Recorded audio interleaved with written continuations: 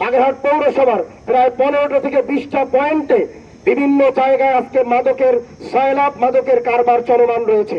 বাগেরহাট পৌরসভার অভ্যন্তরে মাদক ব্যবসা ও মাদকসেবীদের পদচারণা বন্ধের দাবিতে মানববন্ধন কর্মসূচি পালিত হয়েছে।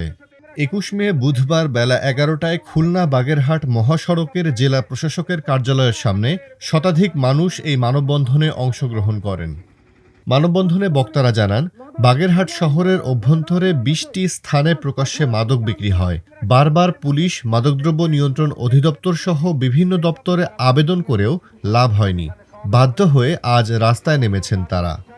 মাদক এতটা ভয়ঙ্কর রূপ ধারণ করেছে, আমরা দেখতে পাচ্ছি আজকে আমাদের ঘরের পিতা সে নিরাপদ নয়, ঘরের মা সে নিরাপদ নয়। আজকে বিশ্ববিদ্যালয় থেকে শুরু করে আজকে সমাজের প্রত্যেকটা রন্ধ্রে রন্ধ্রে নেশার মধ্যে এমন ভাবে লিপ্ত হয়েছে যে সে নেশা করে এমন অবস্থায় সে বাড়িতে ফিরে আসছে, তার কোনো হিতাহিত জ্ঞান থাকছে না। বাগেরহাট পৌরসভার প্রায় 15টা থেকে 20টা পয়েন্টে বিভিন্ন জায়গায় আজকে মাদকের সয়লাভ মাদকের কারবার চলমান রয়েছে। আমরা এর বিরুদ্ধে আমরা আজকে জেলা প্রশাসক বরাবর আমরা স্মারকলিপি প্রদানের জন্য এসেছি। এই মাদকের কারবারের সাথে জড়িত তাদেরকে গ্রেপ্তারের আওতায় নিয়ে আসা, ঠিক কিনা বন্ধুগণ?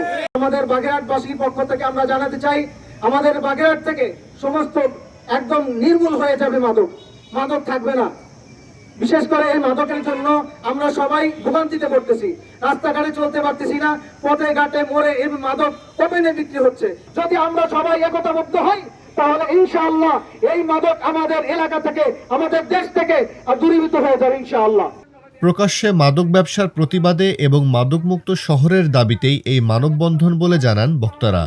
পরে বাগেরহাটের স্থানীয়দের পক্ষ থেকে জেলা প্রশাসক বরাবর একটি স্মারকলিপি দেওয়া হয়। উল্লেখ করে দেখিয়েছি যে সব পয়েন্টে